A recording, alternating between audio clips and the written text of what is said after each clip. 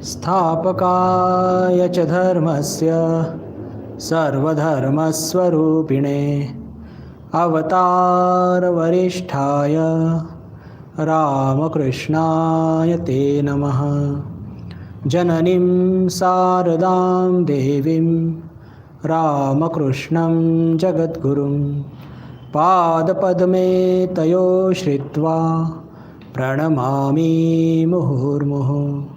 नमः श्रीयतिराजाय विवेकानन्दसूरये सच्चित्सुखस्वरूपाय स्वामिने तापहादेवसुतं देवं कंसचाणूरमर्दनं देवकी परमानन्दं कृष्णं वन्दे जगद्गुरुं कृष्णं वन्दे जगद्गुरुं। नमस्कार, आपल्या सर्वांचं पुनश्च एकदा या व्हर्च्युअल वर्गामध्ये मनःपूर्वक स्वागत। आज सोमवार, ठरल्याप्रमाणे आपण भगवद्गीतेवर चर्चा करणार आहोत। अध्याय 3 आणि श्लोक 2। मागच्या वर्गामध्ये आपण पहिल्या श्लोकाची त्या श्लोकाचं विवेचन केलं होतं आणि त्या श्लोकामध्ये अर्जुन कसा मोहात सापडल्यामुळे आणि काही त्याची गैरसमज झाली असल्याने तो प्रश्न विचारतो भगवानांना, ज्यायसी चेत कर्मणस्ते मता बुद्धिर्जनार्दन तत्किं कर्मणि घोरे माम नियोजयसी केशव। दुसरा श्लोकसुद्धा त्याच प्रश्नाचं थोडंसं एक्सटेन्शन, एक पुस्ती जोडून ते म्हणतात। अर्जुन म्हणतो, व्यामिश्रेणेव वाक्येन बुद्धिं मोहयसीव मे तदेकं वद निश्चित्य येन श्रेयो हमाप्नुयाम। व्यामिश्रेणेव वाक्येन बुद्धिः मोहयसीव मे तदेकं वद निश्चित्य येन श्रेयो हमाप्नुयाम। तुम्ही मिश्रितशा भाषणाने माझ्या बुद्धीला जणू मोहित करीत आहात, म्हणून अशी एकच गोष्ट निश्चित करून मला सांगा की ज्यामुळे माझं कल्याण होईल। आपल्या सर्वांना स्मरणात असेल की द्वितीय श्लोकामध्ये सुद्धा अर्जुन बिलकुल याच प्रकारचा एक श्लोक म्हणतो। तिथे काय म्हणतो, कार्पण्य दोषो अपहत स्वभावः पृच्छामि त्वां धर्मसम्मूढचेताः यच्छ्रेयः स्या निश्चितं ब्रूहि तन्मे शिष्यस्तेहं शाधि मां त्वां प्रपन्नम।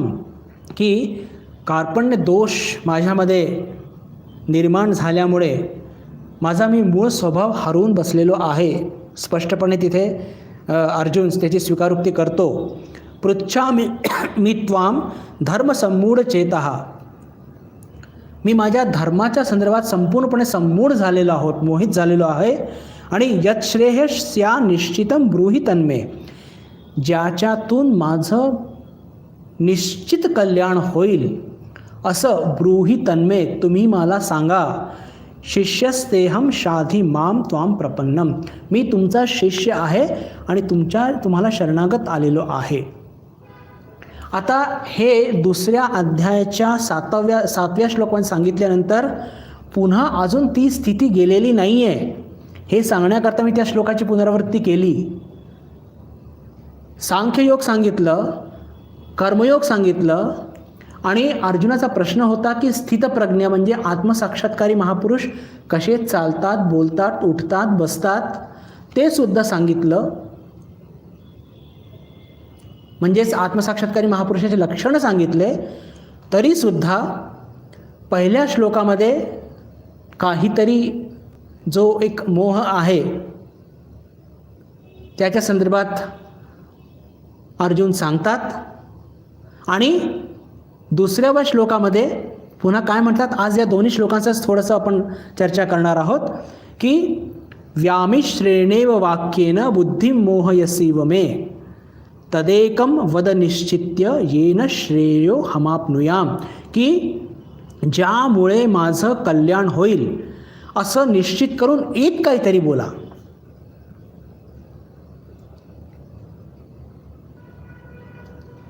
माझं कल्याण होईल, निश्चित कल्याण होईल असं तुम्ही विचार करून आणि मला एक काहीतरी सांगा.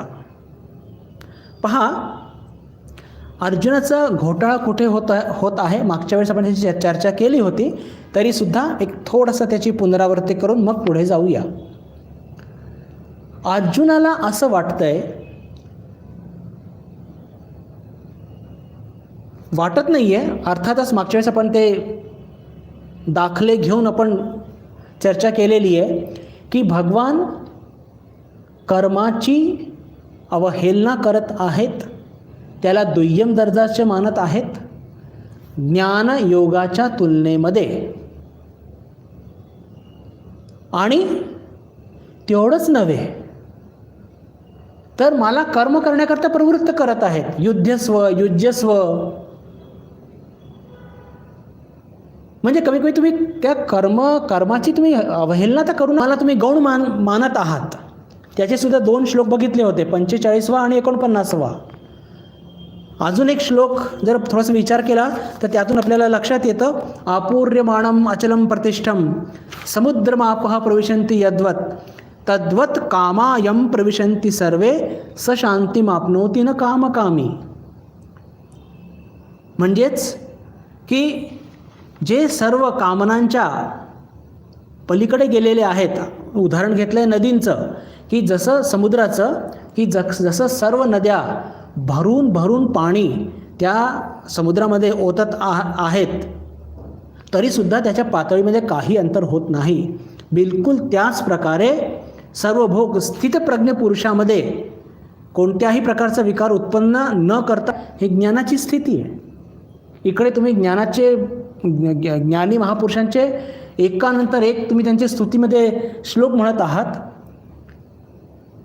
आणि कर्माची अवहेलना किंवा निंदा करत आहात त्याच्या तुलनेमध्ये, आणि पुन्हा तुम्ही मला कर्म करायला प्रवृत्त करत आहात. तर मागच्या वेळेस बघितलं होतं की पहा, आपल्या भारतामध्ये 2 मार्ग आहेत, निवृत्ती मार्ग आणि प्रवृत्ती मार्ग.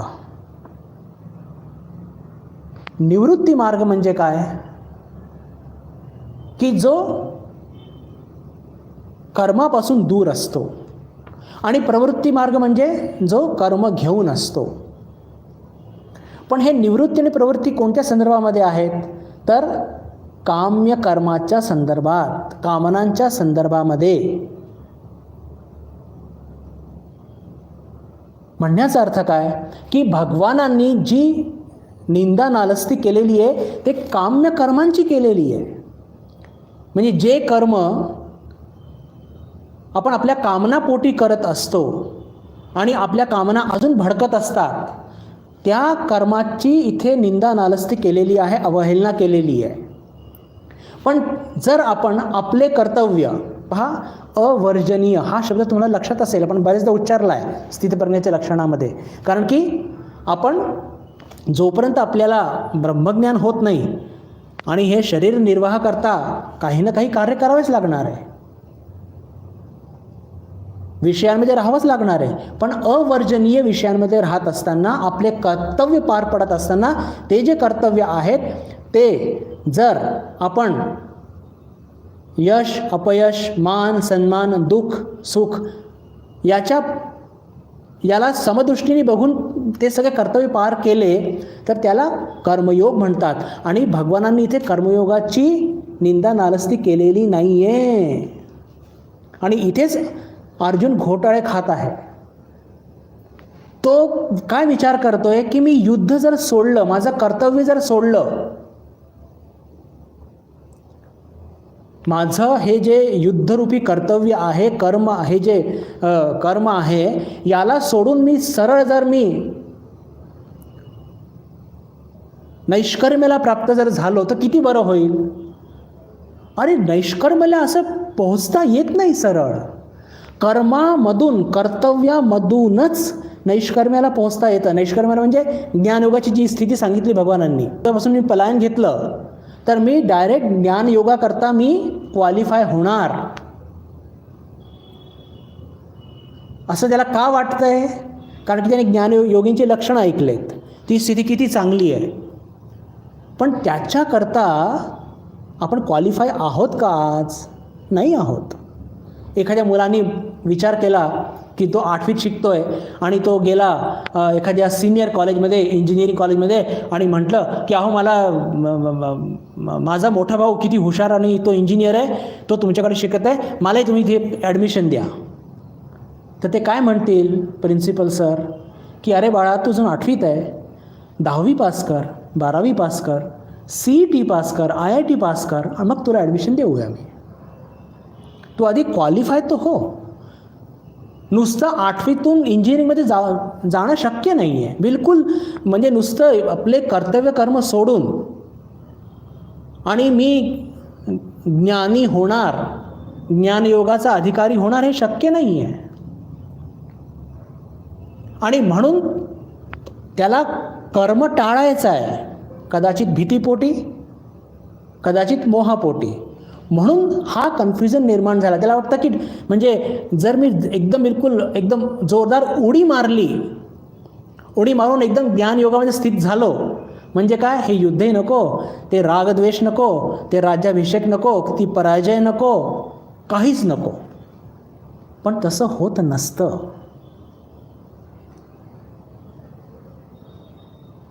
तसं होत नसतं. म्हणजे त्याच्या मनात जो कन्फ्युजन आहे की तुम्ही मला कर्मामध्ये का ढकलून राहिला आहात, तुम्ही ज्ञानाची एवढी स्तुती करत आहात, स्तुती करणं योग्य आहे, पण तिथे स्थापित होण्याकरता कर्मामधूनच जावं लागतं, रादर कर्मयोगातूनच जावं लागतं. आणि कर्मयोगमध्ये पण सुद्धा स्थित होण्याकरता कर्म करावे लागतील. म्हणजेच काय, अर्जुनाकडनं हे अपेक्षित आहे की त्याने युद्धला सामोरे गेलं पाहिजे. आणि कसं गेलं पाहिजे, सुख दुःखे समे कृत्वा लाभालाभो जया जयो ततो युद्धाय युज्यस्व नैवम पापम अवाप्स्यसी. अर्जुना तुला पाप पुण्याच्या सुद्धा पलीकडे जाणार तू. हे युद्ध तुला कसं कर्तव्य म्हणून लढायचं आहे. आणि तसं केल्याने त्या योगामध्ये स्थित झाला, कर्मयोगात स्थित झाला की तू झालंच, तुला ब्रह्मज्ञान प्राप्त झालंच. पण हे सोडून मी नुसता बसीन आणि मला ब्रह्मज्ञान प्राप्त होऊन जाईल असं कधी झालेलं नाही आहे. हाच त्याचा, त्या मोहात पडल्यामुळे हा त्याचा कन्फ्युजन झालेला होता. तर हा दुसरा श्लोक पण अतिशय सुंदर आहे बरं बंधू भगिनींनो. व्यामिश्रेयाम. पहा, या श्लोकामध्ये 2 ठिकाणी इव शब्द आलेले आहेत. कुठे कुठे, व्यामिश्रेण इव वाक्येन बुद्धिम मोहयसी इव मे. हे काय दाखवतात, हे 2दा जे इव शब्द आलेले आहेत, म्हणजे की अर्जुनाचा निष्पापपणा, अर्जुनाचा सरळपणा, अर्जुनाची श्रद्धा भगवानाप्रती, त्याचा हे द्योतक आहे. कोणत्या अर्थाने पहा, हे जे म्हणतोय की व्यामिश्रेणेव इव, म्हणजे काय की भगवान तुम्ही मला जे काही सांगाल ते नक्कीच मला हितकारक असणारच, पण ते मी नीट समजू शकत नाही आहे. का? कारण की जणू काही मी मोहात सापडलेलो आहे. मोहयसीव मे. आणि मला नेमकं कळत नाही आहे की हे असं, म्हणजे तुमच्या शब्दांचा असा अर्थ मी का काढत आहे. म्हणून तुम्ही मला निश्चित, तदेकम वद निश्चित्य, तुम्ही मला एक काहीतरी मार्ग सांगा की नेमकं मी काय केलं पाहिजे. पहा, ज्ञान त्यांनाच लाभत असतं की जे निष्पाप असतात, सरळ असतात आणि आपल्या शंका कोणत्याही प्रकारचं संकोच न बाळगता आपल्या गुरूंना विचारतात. संकोच करून किंवा मनामध्ये काहीतरी कपटीपणा आहे किंवा काहीतरी एक काहीतरी विचारायचं म्हणून विचारायचं आहे किंवा तर्क करायचे आहेत, स्वतःला काहीतरी गुरूंपेक्षा श्रेष्ठ सिद्ध करायचं आहे, असला कोणताही भाव अर्जुनामध्ये नव्हता. निष्पाप, श्रद्धावान आणि सरळता. ठाकूरसुद्धा म्हणाले ना की खूप सरळ झाल्याशिवाय ज्ञान होत नाही. आणि म्हणून ते कबूल करतात आहे की मोह यसी वे, मला असं वाटतं मी मोहात पडलेलो आहे. असं त्याला विचार नाही केला की अरे दुसऱ्या अध्यायामध्ये मी पुन्हा ते विचारलं होतं त्यांना, आता पुन्हा कसं विचारू, मला कळत नाही आहे. असला काही भाव नाही आहे. बिलकुल स्पष्टपणे विचारत आहेत की तुम्ही मला एकदम नक्की सांगा की नेमकं काय केल्याने माझं कल्याण होईल. पहा, भगवान कधी पण अस्पष्ट किंवा एखाद्या गोष्टीचे दोन अर्थ निघतील असं कधीच बोलणार नाही. असं कोण बोलतं माहिती का? ज्यांचं आपल्या जीवनामध्ये विश्वास नसतो. दुटप्पी बोलणं, दुटप्पी वागणं, अस्पष्ट बोलणं, हे सगळं कोण करत असतं? हे सगळं कोण करत असतं? हे आपण सामान्य लोक करत असतो. का? कारण की आपला स्वतःवरतीच विश्वास नसतो. अरे इथे साक्षात भगवान, आत्मसाक्षात्कारी महापुरुष, सगळ्या दूर तीच एक सत्ता खेळत आहे, याचा अनुभव ज्यांना झालेला आहे त्यांच्या जीवनामध्ये कसला अस्पष्टपणा, हे एकदम पूर्ण स्पष्टपणे सांगत आहेत. पण अर्जुनच्या मनामध्ये अर्जुनची ही गत की जो भगवान सोबत असताना सुद्धा, तर तुमची आणि माझी काय गत, जरा याचा हिशोब करा बरं. असो, मी मुद्दाम तुमच्यापुढे हा एक थोडासा वेगळा मुद्दा का मांडला की पहा, आपण आपल्या जीवनामध्ये म्हणजे जर आपल्या व्यावहारिक जगामध्ये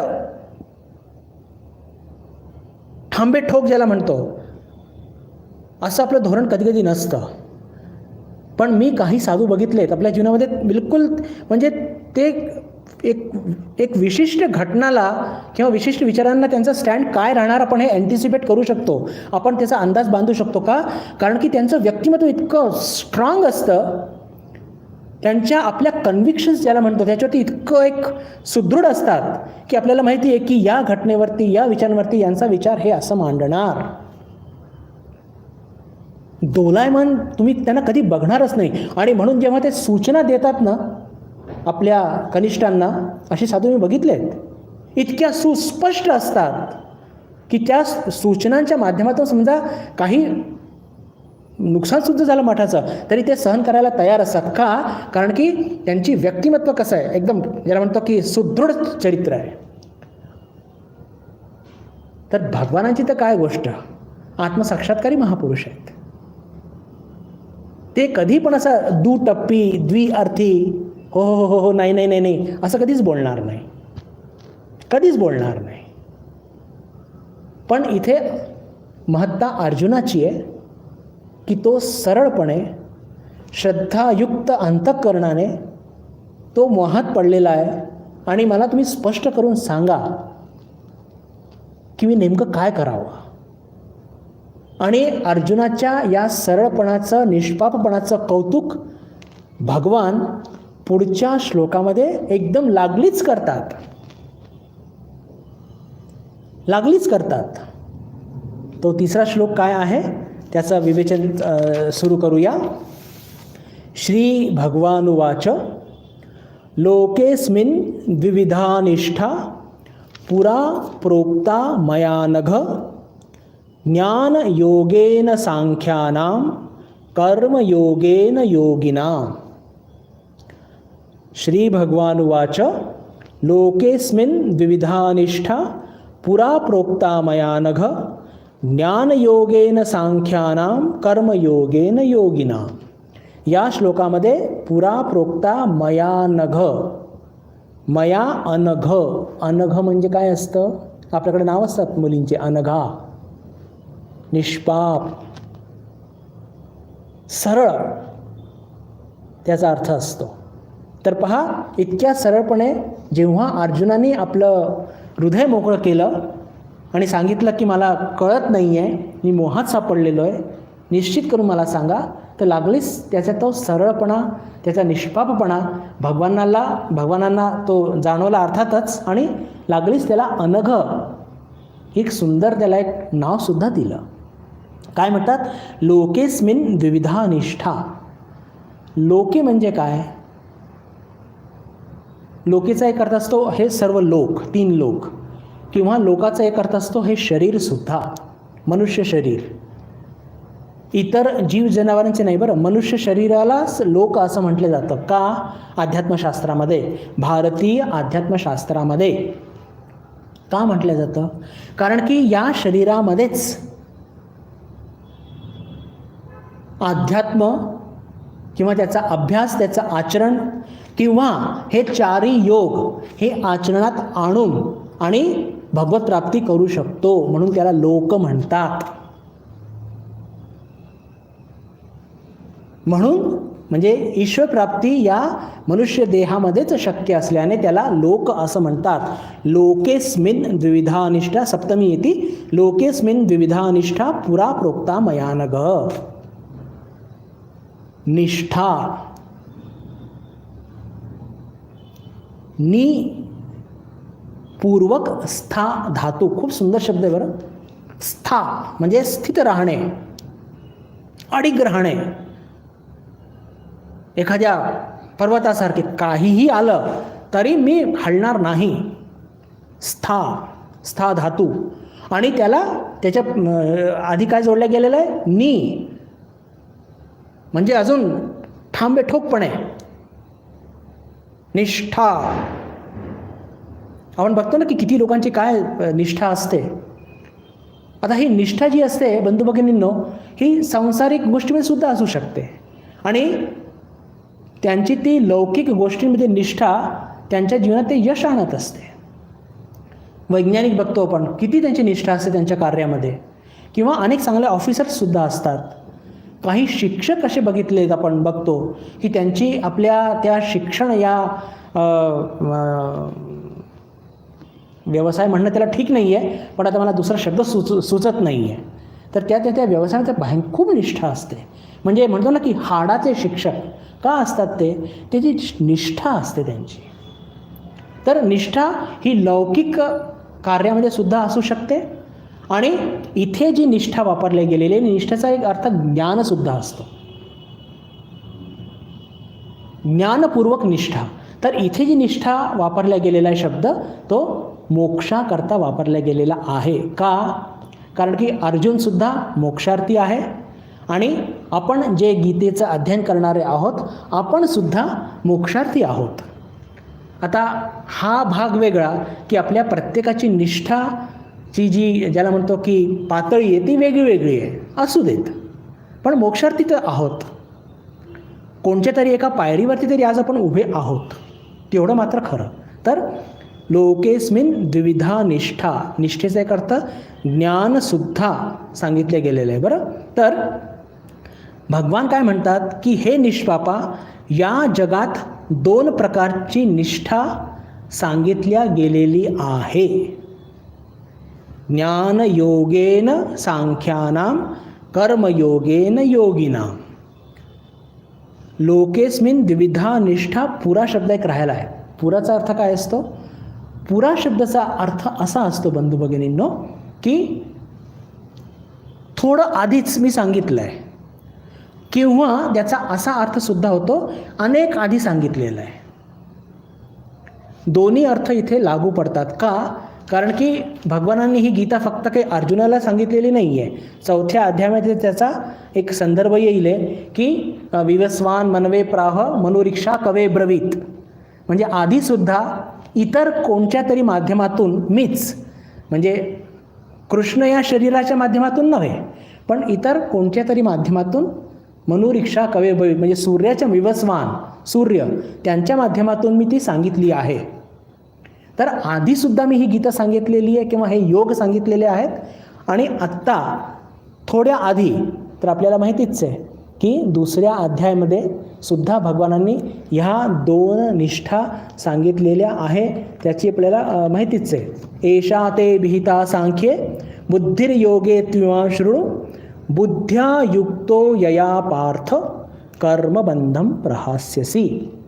म्हणजेच काय की हे जे ज्ञान मी तुला ज्ञानयोगाच्या संदर्भात सांगितलं म्हणजे आत्मतत्वाचं, बुद्धिर्योगे त्विमाम शृणु, म्हणजे तेच आत्मतत्वाचं ज्ञान तू आता माझ्याकडून बुद्धियोग किंवा कर्मयोगाच्या माध्यमात बुद्ध्या युक्तो यया पार्थ कर्मबंधम प्रहास्यसी.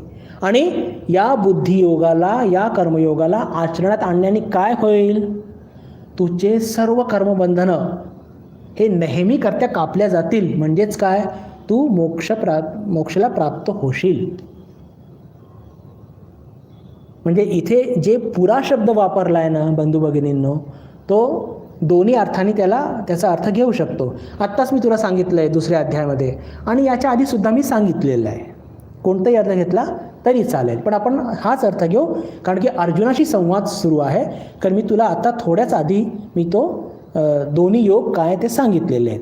तर लोकेस्मिन द्विविधा निष्ठा पुरा प्रोक्ता मया नघ ज्ञानयोगेन सांख्यानाम कर्मयोगेन योगिनाम, की ज्यांची निष्ठा सांख्ययोगांची निष्ठा ज्ञानयोगामध्ये असते आणि कर्मयोग्यांची निष्ठा कर्मयोगामध्ये असते. आता तसं वरच्यावर बघितलं तर आता या श्लोकामध्ये जसं काही फारसं काही सांगितलं भगवानांनी असं वाटत नाही. श्लोकांची काही भूमिका मात्र भगवानांनी इथे मांडलेली आहे. त्याची चर्चा आपण पहिल्या श्लोकाच्या संदर्भात केलेली आहे, तरीसुद्धा अजून थोडं त्याला आतमध्ये जाण्याचा प्रयत्न करूया. ज्ञानयोगेन सांख्यानाम कर्मयोगेन योगिनाम. आता इथे सांख्ययोग हा शब्द वापरला आहे सांख्यानाम, तर म्हणजे जे षडदर्शनमध्ये एक आपलं सांख्य येतं त्या अर्थाने नव्हे बरं. इथे सांख्याचा अर्थ ज्ञानयोगच घ्यायचा आहे. याची चर्चा आपण दुसऱ्या अध्यायामध्ये केली आहे. दुसऱ्या अध्यायाला ज्ञानयोग नाव दिलेलं नाही आहे. गीतेमध्ये विशिष्ट शब्दांचा अर्थ विशिष्ट अर्थानेच घ्यावा लागेल. योगी शब्द जेव्हा वापरतात किंवा योग शब्द वापरतात गीतेमध्ये, तेव्हा त्याचा अर्थ कर्मयोग किंवा योगी म्हटलं तर कर्मयोगी असा घेतल्या गेला पाहिजे.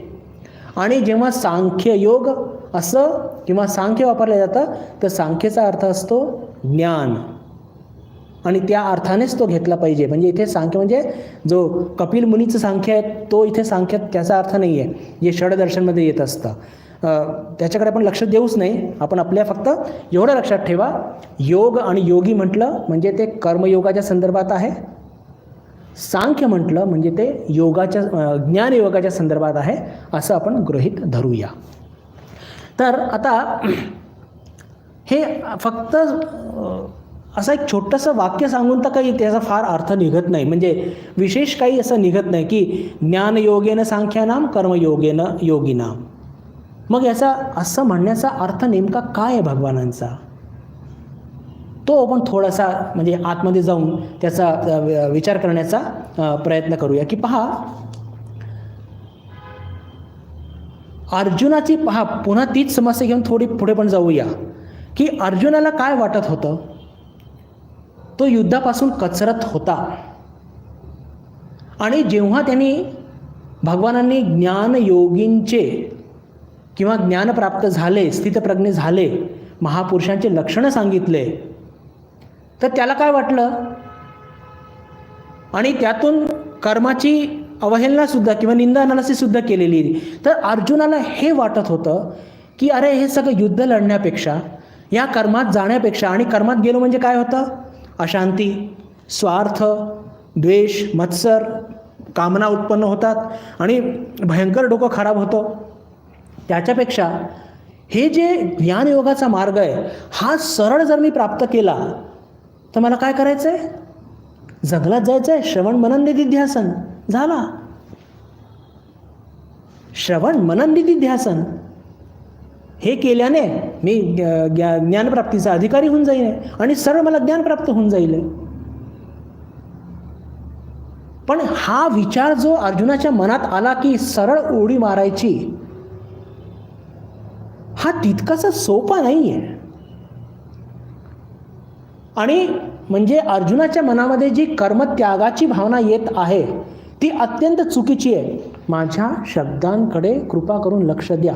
अर्जुनाचा हा जो भाव आहे मनामध्ये तो कसला आहे? कर्मत्यागाचा भाव आहे. आणि याच्या आधीच्या अध्यायामध्ये सांख्ययोगामध्ये आपण सांख्ययोगची पण चर्चा केली आणि कर्मयोगाची चर्चा सुद्धा केली. पण या दोन्ही योगाची चर्चा करत असताना कुठे पण भगवानांनी कर्म त्याग करा असं सांगितलंय का? काहीतरी महत्त्वाचं एक सिद्धांत आपण चर्चा करत आहोत मला असं वाटतं. बंधू-भगिनींनो, माझी विनंती आहे, आपल्या सर्वांकडे गीता आहे, दुसरा अध्याय संपूर्ण एकदा वाचून बघा. कुठेही सांख्ययोग किंवा आत्मतत्वाचं विवरण करताना आणि आत्मतत्वाचा साक्षात्कार करताना तुम्ही कर्माचा त्याग करा असं कुठेही भगवानांनी गीतेमध्ये किंवा उपनिषदांमध्ये किंवा कुठेही सांगितलेलं नाही आहे. पण मी तुमचा दुसरा अध्यायाचं मी तुम्हाला का वाचायचं विनंती करतोय की आपण त्याच्या संदर्भात चर्चा करतोय म्हणून. इव्हन कर्मयोगाची चर्चा करत असताना सुद्धा की कर्मयोगाच्या माध्यमातून सुद्धा आत्मसाक्षात्कार घडू शकतो. हे दोन्ही मार्ग वेगळे वेगळे जरी असले आणि या दोघांची म्हणजे स्तुती भगवानांनी केलेली आहे तरीसुद्धा कर्मत्याग म्हणजे ज्ञानींची स्तुती जास्त केलेली आहे भगवानांनी, तरीसुद्धा तुम्ही कर्माचा त्याग करा असं कुठेही सांगितलेलं नाही आहे. कर्माची अवहेलना सांगितली, पण ते कोणत्या कर्माची? सकाम कर्माची. यामिमाम पुष्पिताम वाचम म्हणजे ते वेदांमध्ये जे कर्मकांड असतात ना, यज्ञ करा पाऊस पडेल, यज्ञ करा पुत्ररत्न मिळेल, यज्ञ करा पैसा मिळतील, यज्ञ करा तुम्हाला पीक मिळेल चांगलं. हे पहा, गीता ज्याच्यावरती भर देत असते ते म्हणजे कर्तव्य कर्म करणे.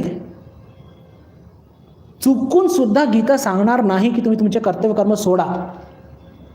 आणि कर्तव्य कर्म कसे करायचे असतात? कर्तव्य कर्म करायचे असतात समत्व बुद्धीने. मान अपमान, सुख दुःख, यश अपयश, निंदा नालस्ती या सगळ्यांमध्ये सम राहून कर्तव्य पार पाडले पाहिजे. याची पुरस्कर्त्या गीता आहे. सकाम कर्माची निंदा केलेली आहे, पण कर्तव्य सोडा असं कुठेही लिहिलेलं नाही आहे गीतेमध्ये. पहा, हे फार महत्त्वाचं काहीतरी आपण चिंता करत आहोत आणि पुढच्या श्लोकाची भूमिका इथे तयार होते. अर्जुनाला जे वाटत होतं की मी एक हनुमान उडी मारून आणि एक कशालाही युद्धबिद्धच्या याच्यात पडायचं असं पार पाडून आणि मनाची तयारी नाही आहे आणि अचानक असे ज्ञानयोगाकरता क्वालिफाय होऊ शकत नाही. कर्म सोडून किंवा रादर कर्तव्य कर्म सोडून, आता मी शब्द वापरीन सकाम कर्म आणि कर्तव्य कर्म, पण एक लक्षात ठेवा बिलकुल ठामपणे की भगवानांनी सकाम कर्माची फार निंदा नालस्ती केलेली आहे आणि ते आपल्याला त्याज्य आहे. आपण साधक आहोत, पण कर्तव्य कर्म त्याज्य नाही आहे. आणि जे या जगातले सर्वश्रेष्ठ ज्ञानी शंकराचार्य त्यांनी का कर्माचा त्याग केला का हो? अरे त्यांच्यासारखे कर्मवीर कोणी नव्हते. भगवान बुद्ध, आपले स्वामीजी आणि ठाकूरांना बघा ना, यांच्या संदर्भात तर स्वामीजींनी एक इतका सुंदर उद्गार काढलेले आहेत की ठाकूर बाहेरून भक्तीचा भाव घेऊन राहिले पण ते आतमधून ज्ञानी होते. आणि किती कठोर कर्म त्यांनी केलेले आहेत साधनेच्या रूपामध्ये. आणि जेव्हा सर्व धर्माच्या माध्यमातून, सर्व पंथाच्या माध्यमातून त्यांना आत्मसाक्षात्कार घडला, त्याच्यानंतर त्यांनी काय केलं? हे ईश्वर तत्व सगळ्या दूर पसरवलं दक्षिणेश्वरी राहून. आपल्याला काय वाटतं, किती छान आहे ना गोड गोड गप्पा करणं. आणि त्यांची साधना बघा, 12 वर्षाची खडतर. आपण जेव्हा खंडन भवबंधन म्हणतो ना बंधू भगिनींनो, त्यात एक शब्द येतो पहा, कर्म कठोर. स्मरणात आलं? त्याचा अर्थ काय आहे? अरे काय त्यांनी साधन केलेलं आहे. आणि ठाकूरांचं तेच कर्तव्य होतं अवतार म्हणून, की या जगामध्ये साधना खडतर करून सगळ्या पंथाच्या माध्यमातून, धर्माच्या माध्यमातून धर्म आत्मसाक्षात्कार घडवून आणायचा आणि धर्माचं स्थापन करायचं. आणि स्वामीजी स्वतःच्याबद्दल काय बोलतात, की मी बाहेरून ज्ञान दिला होता, की जे ज्ञानी असतात ते असे रोडके असतात, गाल पिचकलेले. ठाकूर तसे होते. आणि स्वामीजी कसे होते, भक्त कसे असतात, चांगले गलेलठ्ठ, काय पिळदार शरीर होतं स्वामीजींचं, आनंदी. हे भक्तांचे लक्षणं आहेत. तर स्वामीजी भक्ती घेऊन राहिले, क्षमा करा, आतून भक्त होते, ज्ञान घेऊन राहिले. आणि ठाकूर आपले आतून ज्ञानी होते पण भक्ती घेऊन राहिले. हा सगळा विषय मी का काढतो तुमच्या पुढे, की हे सगळे आत्मसाक्षात्कारी महापुरुष असून यांनी किती कर्म केले. स्वामीजींनी किती, ठाकूरांचे कर्म हे वेगळ्या प्रकारचे होते. आता कर्म म्हणजे तुम्ही ते सकाम कर्म नका धरू बरं, मी विसरतोय. त्यांचे हे सगळं ठाकूरांचं ते कर्तव्य होतं. कोणत्या अर्थाने कर्तव्य होतं, तसं अवतारानं कोणतं कर्तव्य नसतं. पण या जगामध्ये हे सगळे लोक दुःख कष्ट भोगत आहेत आणि यांना या सगळ्या दुःखातून मला बाहेर काढायचं आहे, हे त्यांनी स्वतःवरती आरोपित केलेलं कर्तव्य होतं. आणि ते त्यांनी समत्वबुद्धीने पार पाडलं. स्वामीजींनी तसंच केलं. स्वामीजींचं तर काय सांगायचं, की कर्म करून करून 39व्या वर्षामध्ये शरीर भांगून, शरीर त्यांचे देहत्याग त्यांचा झाला.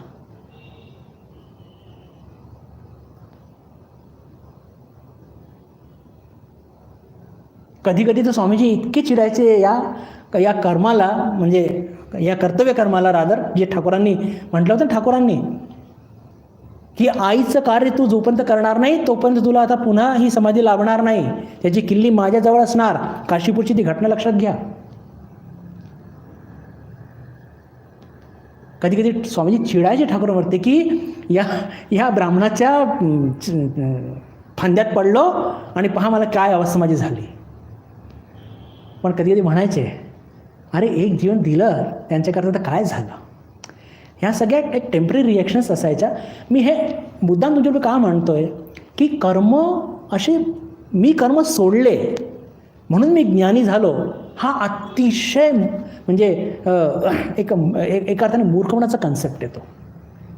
कर्म तसे सुटत नसतात. हे कर्म कसं असतात माहिती का, जेव्हा खरं ज्ञान घडतं ना, जसं एखाद्या झाडाचं पान पिकलं की ते आपोआप गळून पडतं. हिरवं पान कधी पडतं का, नाही पडत. हां, त्याला आपण बळजबरीने केलं तर ते आपण त्याला तोडू शकतो.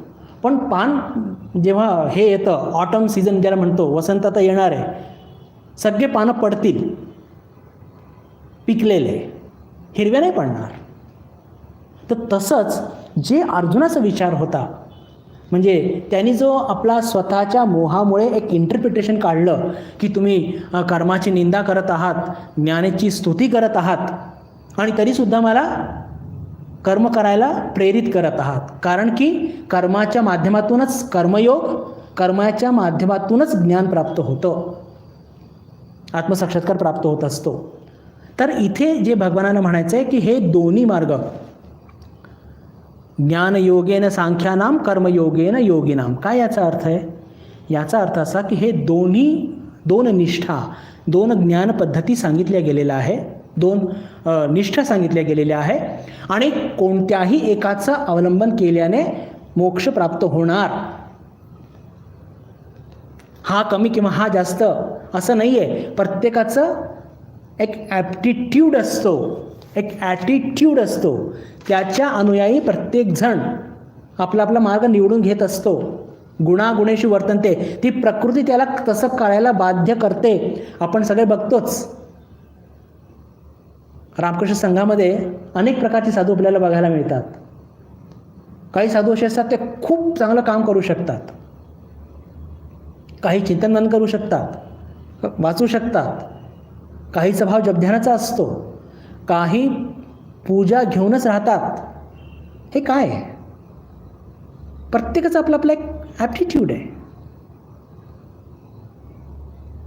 तरी स्वामीजींनी बजावलेलं आहे काय, की एक कंप्लीट पर्सनॅलिटी डेव्हलपमेंट करता 4 योगांचा समन्वय घडला पाहिजे. सध्या आपण 2च योगाची चर्चा करत आहोत. तर सिद्धांततः आपल्याला एकच गोष्ट घ्यायची आहे की हे दोन्ही मार्ग कोणताही एक निवडा, तर कोणताही कमी नाही, कोणताही जास्त नाही, आणि आपण ॲट द एंड आपल्याला मोक्षच प्राप्त होणार आहे, हे आपल्याला लक्षात घेतलं पाहिजे.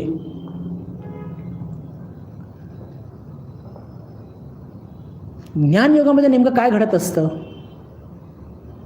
की पहा, जे लोक श्रवण मनन निधिध्यासनच करतात, आता ह्या गोष्टी बघायला फार कमी मिळतात, पण ही एक पद्धत आहे. तर त्यांचं तो एक विचार सरणी कशी असते की प्रकृतीपासून उत्पन्न झालेले गुण हे गुणामध्येच खेळत आहेत, संपूर्ण क्रिया करत आहेत. गुणागुणेषु वर्तन्ते. पहा, सारखं मी म्हणतोय की हे जे गुण आहे हे प्रकृती प्रदत्त आहे आणि ते गुण स्वतःमध्ये खेळून राहिले आहेत आणि इंद्रियांमध्ये ते खेळत आहेत. पण आत्मतत्व हा फार वेगळा आहे, म्हणून आत्मतत्व अकर्ता आहे. पण आज मी असं म्हटलं तर चालेल का? आज मी असं म्हटलं तर नाही चालणार. का? कारण की मी ते प्रकृतीचे गुण आणि मी हा वेगळं बघू शकत नाही आहे. आणि म्हणून माझ्याकरता काय अपेक्षित आहे की मी माझे कर्तव्य कर्म करावे, पण ते कसे करावे? सुख दुःखाच्या पलीकडे जाऊन, मान अपमानच्या पलीकडे जाऊन, यश अपयशच्या पलीकडे जाऊन. आणि हे केल्याने मग मला हळूहळू हे लक्षात येईल, काय लक्षात येईल की अरे, जेव्हा आत्मसाक्षात्कार घडून येईल तर मला हे कर्मयोगाच्या माध्यमातून हे लक्षात येईल की अरे, मी म्हणजे आत्मतत्व वेगळं आहे आणि हे जे काही कर्म घडत आहेत माझ्या माध्यमातून हे प्रकृती करून घेत आहे, म्हणजे प्रकृती वेगळी आणि मी वेगळा, हे बिलकुल स्पष्ट याची अनुभूती होईल. म्हणून ज्या स्तरावरती अर्जुन होता, ज्या स्तरावरती तुम्ही आहात, मी आहे, आपल्याला कर्म सोडून चालणार नाही, जबाबदारी कर्तव्य सोडून चालणार नाही. अर्जुनाला जे वाटलं होतं की मी एकदम उडी मारीन आणि एकदम ज्ञानयोगाचा अधिकारी होईन, तसं ते शक्य नाही आहे.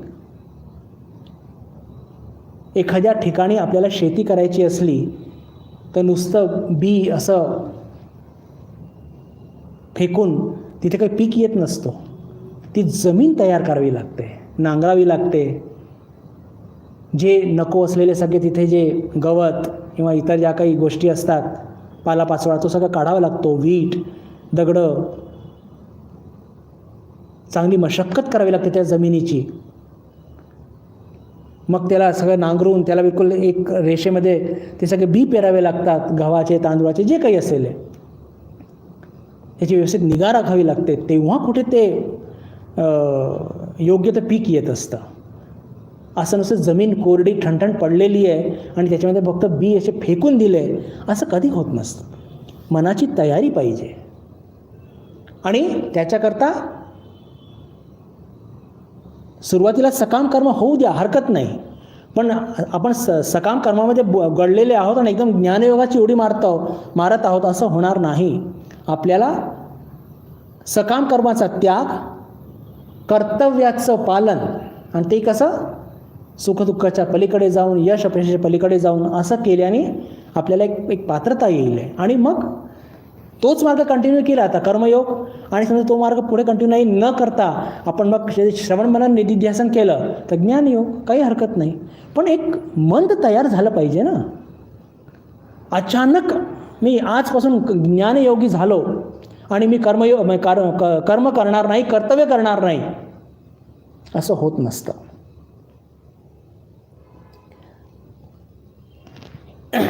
भगवान श्रीरामकृष्णांच्या संदर्भामध्ये पहा, हे जे कर्मत्यागाची गोष्ट बोलतोय आपण, तर हे कसं घडून आलं होतं ठाकूरांच्या जीवनामध्ये. पहा, हे कर्मत्याग जे असतं ना, हे मी सोडलं असं होत नसतं. ते झाडाचं सुकलेलं पान कसं पडतं तसं ते पडलं पाहिजे. आणि याचं श्रेष्ठ उदाहरण भगवान श्रीरामकृष्णाच्या जीवनामध्ये आपल्याला त्यांच्या मुखातूनच वचनामृतमध्ये ऐकायला मिळतं. त्यांचे भाऊ हलधारी त्यांना ते सांगतात, ठाकूर स्वतः सांगतात की समाधी झाल्यानंतर मी म्हणजे चंद्रावणी देवींनी आपला देह सोडलेला आहे आणि त्यांचं ते तर्पण करायला गेले गंगा नदीमध्ये आणि ओंजळीमध्ये पाणी घेतलं तर ओंजळीमधून म्हणजे आता अशी ओंजळी घेतली आणि घट्ट पकडली तर या बोटांमधून सुद्धा पाणी जात नसतं साधारणपणे. पण ठाकुरांनी अशी घट्ट ओंजळी घेतली होती तरीसुद्धा ठाकुरांचं पाणी राहत नव्हतं, पडून जात होतं. ठाकूर रडकोंडी आले, अरे माझ्या आईचं मला तर्पण करायचं आहे आणि मी ते करू शकत नाही आहे. तिथे हलधारी आला तर हलधारी म्हटलं की दादा, ते हलधारी फार मोठे पंडित होते, की याला म्हणतात गलित हस्त. म्हणजे की जी आत्मसाक्षात्कारी महापुरुष असतात त्यांचं असं घडत असतं की कितीही ती औंजळी अशी घट्ट पकडली म्हणजे बोटांच्या बोटामध्ये अंतर कितीही नसला तरीसुद्धा पाणी राहत नाही. आपलं ठेवलं तर पाणी चांगलं राहतं, पण ठाकूराचं पाणी राहिलं नाही आणि ठाकूर तर्पण करू शकले नाही. का करू शकले नाही? त्याला म्हणतात गलित कर्म, गलित हस्त. ठाकूरांचे सगळे कर्म झडून गेले होते आणि ते झडून म्हणजे ठाकूरांनी स्वतः झाडले नव्हते, ती गोष्ट घडून आलेली होती आत्मसाक्षात्काराच्या माध्यमातून. आणि पहा, योग्य तयारीशिवाय या प्रकारे की मी एकदम ज्ञानयोगाचा अधिकारी झालो आहे असा विचार कधी करू नये. आणि म्हणूनच पहा, स्वामी विवेकानंदांनी रामकृष्ण संघामध्ये ह्या सेवायोगाची ही परंपरा का टाकली? शास्त्र काय सांगतं संन्याशांकरता?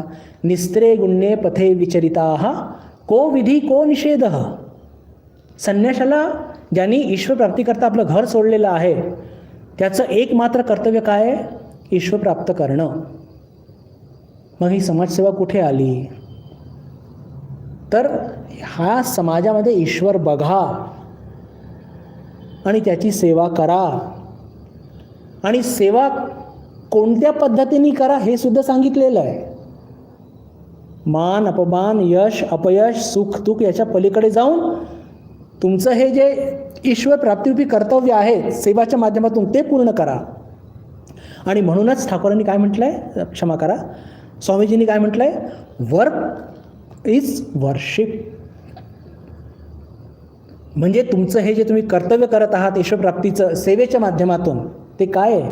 ही ठाकूरांची पूजाच आहे.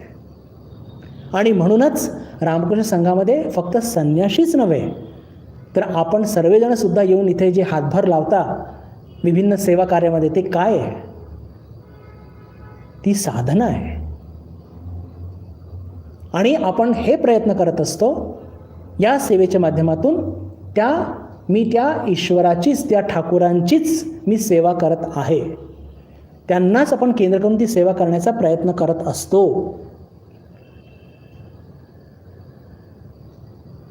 आणि जर आपल्या मनामध्ये हा एक कॉन्फ्लिक्ट येत असतं, कारण की पहा, सेवा कार्य करत असताना किंवा कर्तव्य कर्म करत असताना मनामध्ये अशांती, द्वेष, मत्सर, यश अपयश, आणि आपण म्हणतो की ईश्वराला किंवा ठाकूरांना केंद्र करून मी किंवा त्यांना लक्षात ठेवून ती सेवा करतोय, पण जर त्यांना केंद्र करून जर आपण सेवा केली तर मनामध्ये अशांती याचा प्रश्नच नाही आहे. मनामध्ये अशांती, द्वेष, मत्सर, क्रोध, मोह, यशाची अपेक्षा हे सगळं जर येत आहे, हे सगळे आंदोलन मनामध्ये निर्माण होत असतील, याचाच अर्थ की ठाकूरांना आपण विसरलेलो आहोत.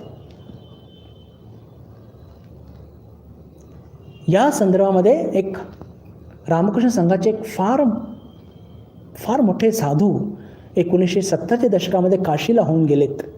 त्यांचं नाव बनबिहारी महाराज. खरं त्यांचं नाव वनविहारी महाराज, पण ते बांगलामध्ये वचं उच्चारण ब करतात म्हणून ते बनबिहारी महाराज नेहमी करता होऊन गेले. असो, हे काशीला यांनी जवळपास 35 ते 40 वर्ष सतत तिथल्या हॉस्पिटलमध्ये एकच काम केलं आहे, रुग्णांची सेवा आणि विशेषकर ड्रेसिंग त्यांनी खूप केलेले आहेत.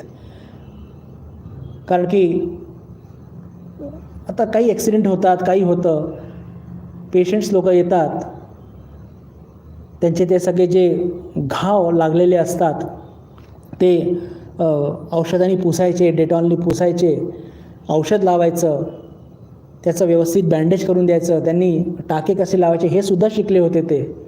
आणि सतत जवळजवळ 35 ते 40 वर्ष हीच एक सेवा सतत घेऊन ते राहिलेत. तिथले लोक त्यांना सन्मानाने म्हणायचे, चलता फिरता विश्वनाथ. विश्वनाथ म्हणतो ना, पण बाबा विश्वनाथ आहे काशीला, त्यांना म्हणायचे चलता फिरता विश्वनाथ. इतकी त्यांनी ती सेवा मनप्राण देऊन केलेली आहे. त्यांच्या मनामध्ये कधी आंदोलन असे आले नाही, कारण की सेवा आणि ईश्वराची पूजा किंवा ईश्वराकरता करतोय हा भाव त्यांचा कधी ढळला नाही. माताजी हयातीत असताना पहा असं बिलकुल, आणि माताजींनी काय निर्णय दिला या बाबतीमध्ये की अनेक लोकांच्या मनामध्ये या गोष्टींना घेऊन खूप ज्याला म्हणतो की प्रश्न होते. एका संन्याशांनी तर माताजींना प्रश्न लिहून विचारलंच, पत्र लिहून, की आई, नरेन दादा म्हणतो की हे सगळं सेवा कार्य करा, हे करा, ते करा, पण हे केल्याने मी ठाकूरांना विसरतोय, माझी भांडणं होतात, माझ्या मनामध्ये भयंकर अशांती निर्माण होते, खूप माझ्या मनामध्ये ॲम्बिशन्स निर्माण होतात, त्यातून माझे भांडणं होतात, क्रोध येतो, मत्सर निर्माण होतो. मला असं वाटतं की हे सगळं कर्मयोग वगैरे हे सगळं सोडून द्यावं आणि फक्त देवाचं नावच घ्यावं. जगत जननी शारदा देवी काय म्हणते बघा. मी मुद्दामून हा तुमच्यापुढे मांडतोय आज हा विषय. जगत जननी सरळपणे म्हणतात माताजी की अरे ठाकूर जेव्हा होते तर त्यांना भवतारिणी म्हणजे कालीमानी मथुरबाबू दिले होते, बलराम बाबू दिले होते, म्हणून त्यांना अन्न त्यांचं जुटायचं, तुम्हाला कोण खाऊ घालणार रे. म्हणजे म्हणण्याचा अर्थ की तुमची तितकी त्याग आणि तपस्या आहे का. एक, आणि पुढे जे वाक्य म्हणतात ते तर अजून कठीण आहे. ते त्या म्हणतात म्हणजे माताजी बांगलामध्ये, जाके पोशाबे शे थाकबे, जाके पोशाबे ना शे चोले जावे. म्हणजेच काय की ज्याला नरेंद्रचं हे जे व्यवस्था आहे कर्मयोगाची, ज्याला पटेल तो थांबेल, ज्याला पटणार नाही तो चालला जाईल. आपल्या मुलांवरती जीवापाड प्रेम करणारी, खरं प्रेम करणारी, निस्वार्थ प्रेम करणारी माताजींचे हे वाक्य आहे की नरेंद्रने ही जी व्यवस्था उभारली आहे, ही सेवायोगाची, ही कर्मयोगाची, ही अद्वितीय आहे. आणि ज्याचं कोणाचं या कर्मामुळे ज्याला असं वाटतं की माझं मन लागत नाही आहे आणि या कर्मामुळे माझं सगळं वाटोळं होतं आहे, माझ्या मनामध्ये द्वेष मत्सर सगळं निर्माण होतो आहे. अरे द्वेष मत्सर तर तो काम सोडून दिल्यानंतर जाणार आहे का तो. अरे या कर्मयोगाच्या माध्यमातून तो ते स्वच्छ होईल आहे, चित्त शुद्ध होईल आहे. याच्याकरताच नरेंद्र दादांनी हे सगळं सुरू केलं ना. माताजींनी त्याला काय पुस्ती दिली आहे की ज्याला हे सगळं पटेल, ही सगळी व्यवस्था, तो इथे राहील, ज्याला नाही आवडेल तो निघून जाईल. जी आई आपल्या मुलांवरती इतकं प्रेम करणारी आहे, पण पहा जिथे तत्वाचा प्रश्न येतो तर तिथे माताजी केवढ्या स्ट्रिक्ट असतात. आणि याच संदर्भामध्ये मास्टर महाशयांचा सुद्धा आक्षेप होता. स्वामीजींनी देह सोडल्यानंतर जेव्हा माताजी काशीला गेल्या होत्या तेव्हा त्यांच्याबरोबर मास्टर महाशय सुद्धा होते आणि त्यांची ती भुणभुण सुरू होती की ठाकूरांनी तर असं कुठेच म्हटलेलं नाही आहे की हॉस्पिटल उभारा, रुग्णांची सेवा करा वगैरे वगैरे वगैरे.